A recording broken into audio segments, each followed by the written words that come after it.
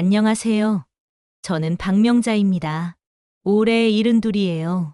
플러싱에서 30년 넘게 미용실을 했다가 이제는 은퇴하고 교회에서 자원봉사나 하면서 조용히 살고 있어요. 사흘 전 오후 3시쯤이었어요. 교회 급식 자원봉사를 마치고 집에 돌아와서 차 한 잔 마시고 있는데 갑자기 전화가 울렸어요.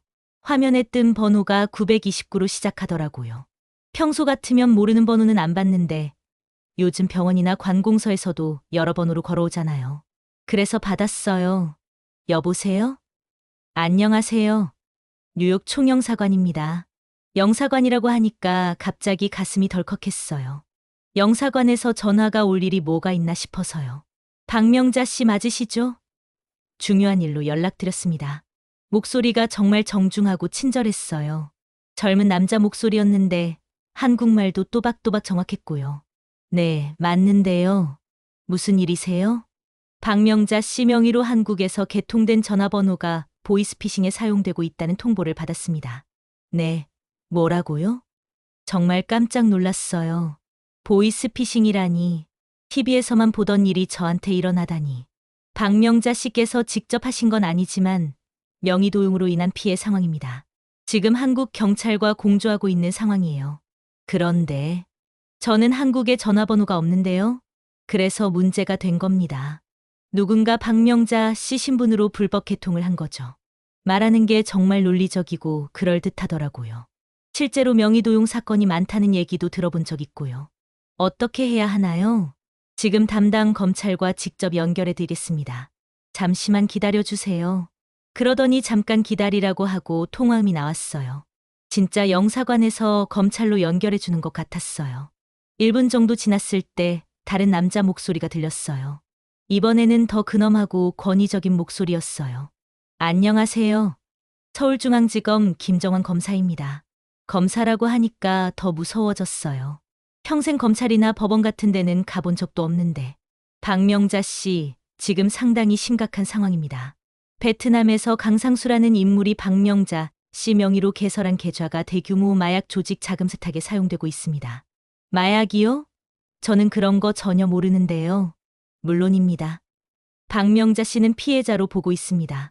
하지만 형식적으로는 구속영장이 발부된 상태입니다. 구속영장이라는 말을 듣는 순간 정말 다리에 힘이 빠지더라고요. 구속영장이요? 저를 잡아가신다는 뜻인가요? 아닙니다. 아직 집행하지는 않았습니다. 인터폴을 통해 조사를 진행하고 있는데 박명자 씨께서 조사에 적극 협조해 주신다면 소환은 보류하겠습니다. 그래도 다행이라는 생각이 들었어요. 협조하면 집에 있을 수 있다니까요. 어떻게 협조하면 되나요? 일단 시그널이라는 앱을 설치해 주세요. 보안이 강화된 메신저입니다. 여기로 관련 서류들을 보내드리겠습니다. 시그널이라는 앱은 처음 들어봤지만 검사가 말하니까 따라했어요. 스마트폰 사용법을 어느 정도는 아니까 앱 설치하는 건 어렵지 않았어요. 잠시 후에 메시지가 왔어요. 대검찰청이라고 적힌 공문서 같은 게 보였어요. 인터폴 통지서도 있고 강상수라는 사람 사진도 있었어요. 심지어 은행 통장 사진과 마약 관련 증거 사진까지. 정말 자세하고 그럴듯했어요. 도장도 서명하게 찍혀 있고 서류 양식도 진짜 같았고요. 서류 보셨죠? 네, 봤는데 정말 복잡한 일이네요. 맞습니다. 그래서 신중하게 처리해야 합니다. 지금부터 모든 통화는 녹취됩니다. 녹취된다고 하니까 더 진짜 같았어요. 실제 수사기관에서 하는 일 같았거든요. 앞으로 박명자 씨의 동선 확인이 필요하고 진술서도 작성해 주셔야 합니다. 그리고 신분증 사진도 보내주셔야 하고요. 네, 알겠습니다. 그때는 정말 협조해야 한다고 생각했어요. 잘못 걸린 일을 빨리 풀어야겠다는 마음뿐이었어요. 그런데 검사님, 이런 일이 생기면 제 통장도 위험한 건 아닌가요? 이게 제가 한 질문 중에서 가장 후회되는 말이에요. 이 말 때문에 더 큰 덫에 빠질 뻔했거든요. 좋은 지적입니다. 실제로 계좌 추적이 들어가면 박명자 씨 계좌도 동결될 가능성이 있습니다. 가슴이 내려앉았어요. 그 통장에는 제가 평생 모은 적금이 들어있었거든요. 어떻게 하면 되나요? 보호 절차가 있습니다. 하지만 지금 전화로는 자세히 설명하기 어렵고 내일 다시 연락드리겠습니다. 그렇게 전화가 끊어졌어요. 그날 밤 잠을 한숨도 못 잤어요. 검사, 구속영장, 마약. 이런 무서운 말들이 머릿속을 계속 맴돌았거든요. 내가 뭘 잘못했나? 정말 모르는 사이에 제 명의가 도용된 건가? 이런 생각들을 하면서 밤을 새웠어요. 그때는 이게 시작일 뿐이라는 걸 몰랐어요. 밤새 뒤척이다가 새벽 5시에 일어났어요. 평소보다 2시간 일찍 일어난 거죠. 잠이 안 왔거든요. 커피를 한 잔 마시면서 어젯밤 일을 다시 생각해 봤어요. 영사관, 검사, 구속영장. 이런 말들이 계속 머릿속을 맴돌았어요. 정말 내 명의가 도용된 건가? 그런데 왜 하필 나를? 이런 생각을 하면서도 한편으로는 검사님이 도와주신다니까 다행이다 싶었어요. 오전 10시쯤 되니까 전화가 또 왔어요. 어제 그 김정환 검사라는 사람이었어요. 박명자 씨, 안녕하세요. 어제 말씀드린 건 좀 생각해 보셨나요? 네, 밤새 걱정했어요. 정말 어떻게 해야 할지 모르겠어요. 이해합니다. 이런 일을 당하시면 누구나 당황스러우시죠. 오늘은 좀 더 구체적으로 설명해 드리겠습니다. 목소리가 어제보다 더 친절했어요. 마치 걱정해주는 아들 같았거든요. 일단 시그널로 추가 서류들을 보내드릴게요. 확인해 보시고 질문 있으시면 언제든 연락하세요. 잠시 후 시그널에 메시지가 왔어요. 이번에는 더 많은 서류들이 있었어요. 인터폴 공문서라고 하는 게 있었는데 영어와 한글이 섞여 있었어요. 제가 영어를 잘 못하니까 한글 부분만 읽어봤는데 정말 그럴듯하더라고요. 인터폴 긴급 통지서 박명자 관련 국제수사협조 요청. 이런 식으로 시작되는 문서였어요. 그리고 강상수라는 사람 사진도 더 자세한 게 왔어요. 신분증 사진 같은 것도 있고 은행에서 찍힌 CCTV 사진도 있었어요. 정말 범죄자 같아 보이는 인상이었어요. 가장 충격적이었던 건 은행 통장 사진이었어요. 제 이름으로 된 한국은행 계좌였는데 입출금 내역을 보니까 정말 큰 돈이 오고 갔더라고요. 1,000만 원, 2,000만 원. 이런 큰 돈들이 계속 들어왔다 나갔다 하고 있었어요. 이게 정말 제 명의인가요? 전화로 물어봤더니 검사가 답했어요. 맞습니다. 강상수가 박명자 씨 신분증을 위조해서 만든 계좌예요. 이 계좌를 통해 마약 자금이 세탁되고 있습니다. 마약 관련 사진들도 있었어요. 하얀 가루가 담긴 봉지들, 압수된 현금 더미들. 정말 무서웠어요. 박명자 씨, 이제 상황의 심각성을 이해하시겠죠? 네, 정말 심각하네요. 그런데 저는 정말 모르는 일이에요. 물론입니다. 그래서 피해자라고 말씀드리는 거예요. 하지만 형식적으로는 수사 대상이 되어 있는 상황입니다. 그러면서 또 다른 서류를 보내더라고요. 대검찰청에서 나온 것 같은 공문서였는데 제 이름이 피의자 명단에 들어가 있었어요. 박명자 1952년생, 미국 거주 마약 유관리에 관한 법률 위반 혐의. 이걸 보는 순간 정말 하늘이 무너지는 것 같았어요. 저도 범죄자가 되는 건가요? 아닙니다. 지금은 피해자로 분류되어 있지만 조사 결과에 따라 피해자로 전환될 수 있습니다. 그래서 협조가 중요한 거예요. 어떻게 협조해야 하나요? 일단 동선 확인이 필요합니다. 최근 한 달간 어디에 다녀오셨는지, 누구를 만나셨는지 자세히 알려주셔야 해요. 그래서 저는 정말 자세히 말해줬어요. 교회에 일주일에 3번 나가요. 화요일, 목요일은 급식 봉사하고 일요일은 예배 참석해요. 그리고 일주일에 1번 정도 마켓에 장 보러 가고. 혹시 한국 사람들과 만날 일은 없으셨나요? 키키 모르는 사람한테서 연락 온 적 있으신가요? 아니요, 그런 건 없어요. 교회 사람들하고만 지내요. 알겠습니다. 그럼 이제 진술서를 작성해 주셔야 해요. 채널로 양식을 보내드릴게요. 진술서 양식이 왔는데 정말 복잡하더라고요. 개인정보부터 시작해서 가족 관계, 경제 상황, 최근 활동 내역까지 다 적어야 했어요. 이거 다 적어야 하나요? 네, 수사에 필요한 기본 정보입니다. 최대한 자세히 적어주시면 조사가 빨리 끝날 수 있어요. 하루 종일 걸려서 진술서를 작성했어요. 손이 아플 정도로 많이 써야 했어요. 그런데 작성하다 보니 뭔가 이상한 생각이 들기 시작했어요. 왜 이렇게 개인정보를 자세히 물어보는 걸까? 수사에 정말 이런 게 다 필요한 건가? 특히 은행 계좌번호랑 잔고까지 적으라고 하는 게 좀 이상했어요. 검사님, 제 통장 정보까지 꼭 필요한가요? 네, 계좌 추적 조사 때문에 필요합니다. 혹시 박명자 씨 계좌로도 수상한 돈이 들어왔을 가능성을 확인해야 해요. 그렇다고 하니까 또 그럴듯했어요. 이튿날 진술서를 다 작성해서 시그널로 보냈어요. 그리고 신분증 사진도 함께 보냈고요. 잘 받았습니다. 정말 성실하게 작성해 주셨네요. 검사가 칭찬해 주니까 기분이 좋기도 했어요. 이제 마지막 단계입니다. 금융내역 조사가 필요해요. 금융내역 조사요? 네, 박명자 씨 계좌에 혹시 수상한 입금이 있었는지 확인해야 합니다. 만약에 있다면 그 돈은 압수해야 하고 없다면 무혐의 처리됩니다. 가슴이 또 쿵했어요. 혹시 제 적금이 압수되는 건 아닌가 싶어서요. 그런데 제 적금은 괜찮겠죠? 평생 모은 돈인데. 그게 문제입니다. 조사 과정에서 계좌가 동결될 수 있어요. 그러면 박명자 씨가 생활하시기 어려워지죠. 그럼 어떻게 해야 하나요? 보호 절차가 있습니다. 수사기관에서 인정하는 안심 계좌로 돈을 옮겨 놓으시면 조사가 끝날 때까지 안전하게 보관됩니다. 안심 계좌라는 게 있다는 걸 처음 알았어요. 그런데 검사가 말하니까 정말 그런 제도가 있는 것 같았어요. 어떻게 하는 건가요? 내일 은행에 가셔서 절차를 밟으시면 됩니다. 자세한 건 내일 다시 연락드려서 안내해 드릴게요. 네, 알겠습니다. 그날 밤에도 잠이 잘 안 왔어요. 하지만 어제보다는 좀 나았어요. 이제 거의 끝나가는 것 같았거든요. 내일 안심 계좌로 옮기고 나면 모든 게 해결되겠구나. 그런 생각을 하면서 잠이 들었어요. 다음 날 아침 9시에 전화가 왔어요. 박명자 씨, 안녕하세요. 오늘 은행에 가실 준비 되셨나요? 네, 준비됐어요. 좋습니다. 그럼 지금부터 자세히 안내해 드릴게요. 먼저 시그널로 안심 계좌 신청서를 보내드릴게요.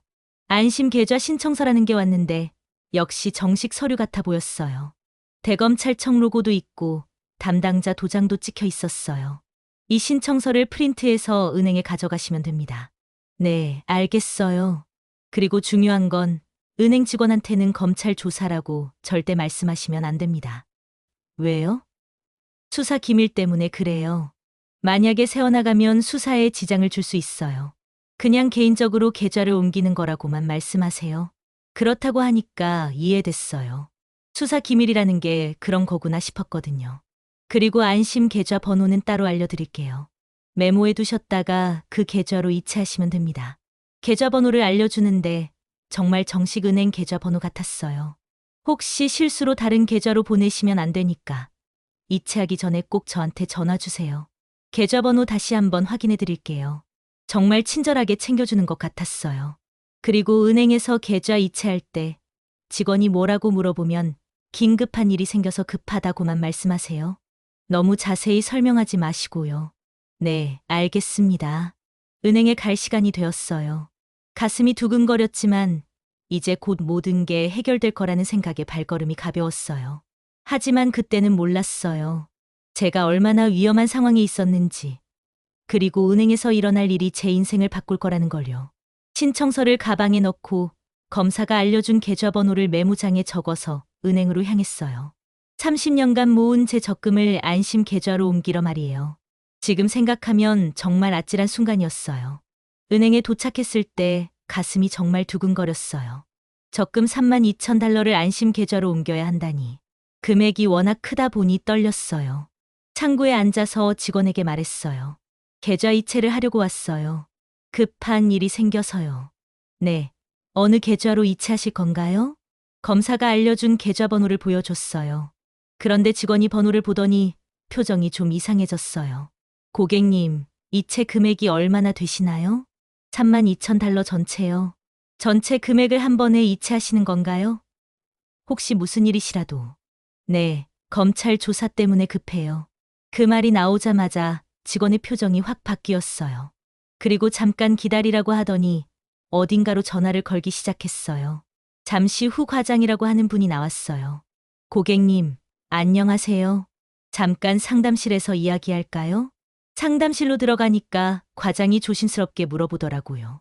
고객님, 혹시 모르는 번호에서 전화 받으셨어요?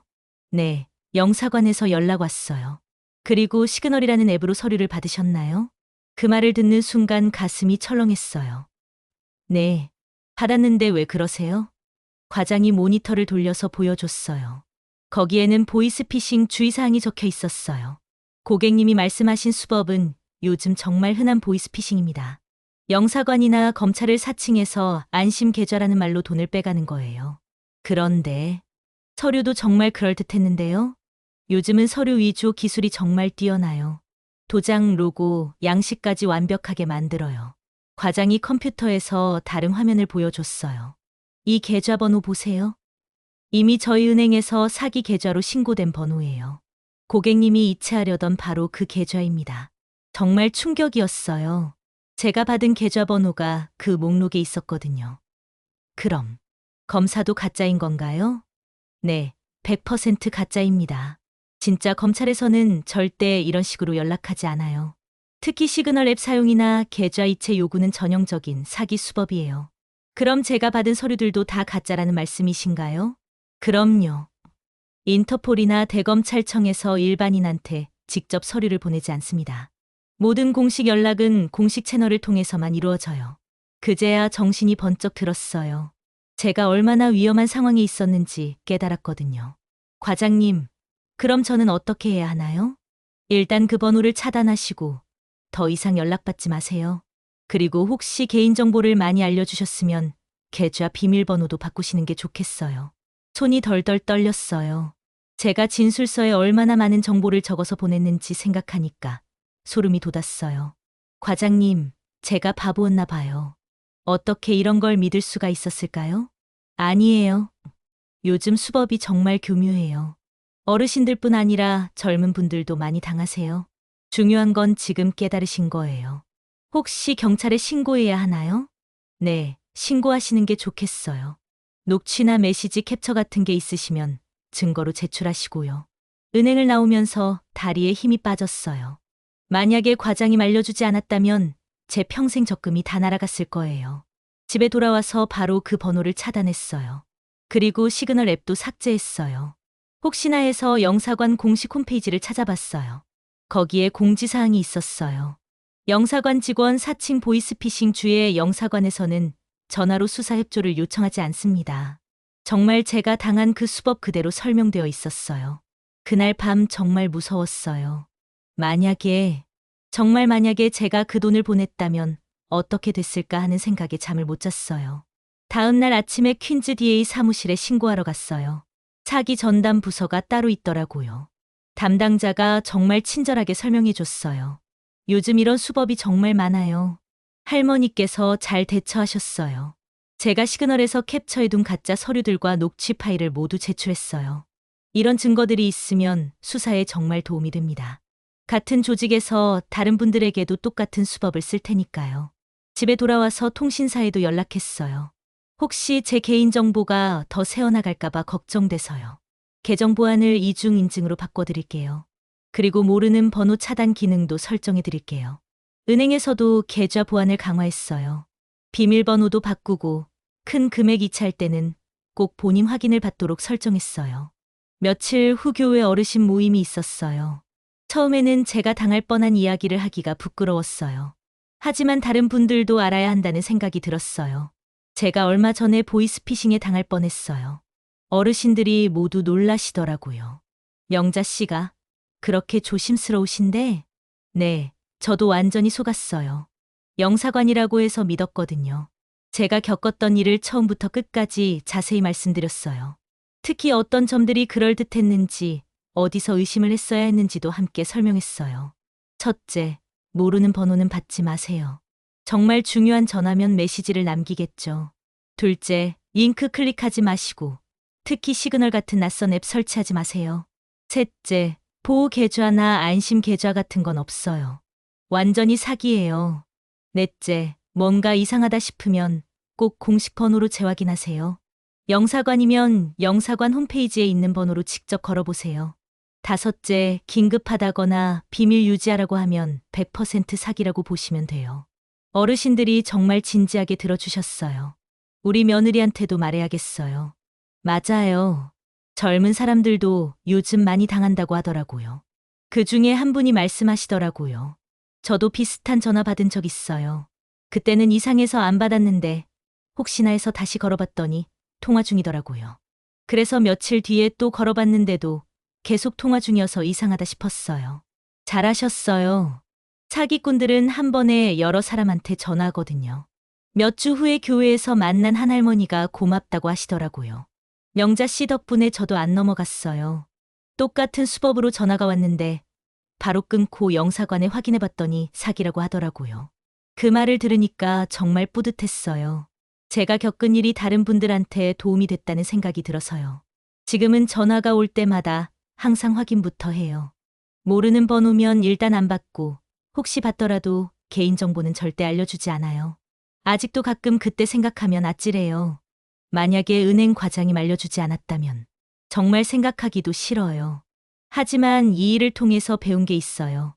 나이가 들수록 더 조심해야 한다는 것. 그리고 혼자 판단하지 말고 주변 사람들과 상의해야 한다는 것. 가장 중요한 건 확인이에요. 믿음도 좋지만 요즘 세상에서는 확인이 더 중요해요. 제 돈은 지켰지만 더 소중한 걸 배웠어요. 믿음은 친절해서 오고 안전은 확인해서 온다는 것. 저는 오늘도 확인 버튼부터 누릅니다. 실시간으로 제보와 사연을 받고 있습니다. 비슷한 경험이 있으시다면 댓글로 자유롭게 공유해 주세요. 구독과 좋아요는 채널 운영에 큰 힘이 됩니다.